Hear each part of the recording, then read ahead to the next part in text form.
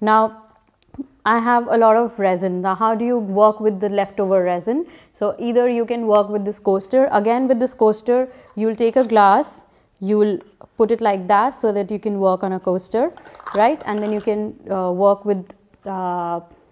on resin with this to make your own piece.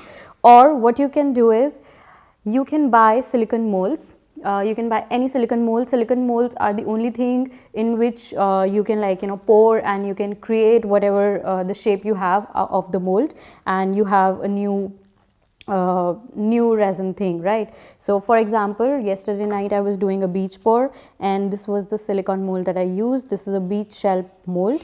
So if this is a cured resin, right? So if you see, it's not dripping off. So what I do is I take the shells out. So that's how it cures. Can I use this here? So I'm just gonna place it like that. So these are two shells that I had made, and they're looking lovely.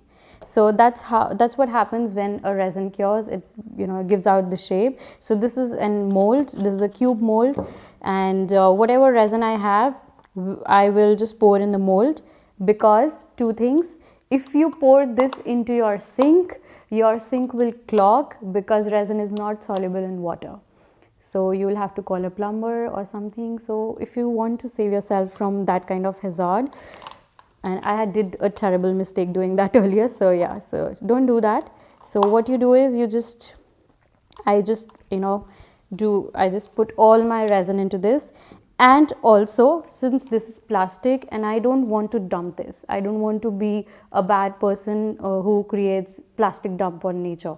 So what I'll do is I will just keep my popsicle and my glass separately, so that these also cure, and once they are cured, I can reuse them. Make sure that the pigment is not in them, but I can reuse them. So that is how you do it, right?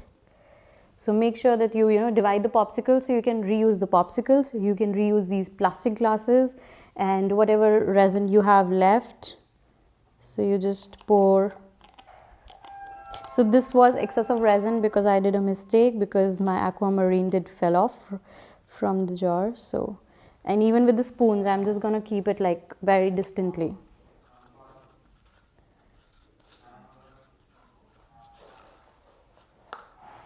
So I've just poured it all in my mold, and I'm going to let it cure. And once I come back to the studio tomorrow, I'll take it off like I took shells like which I used yesterday.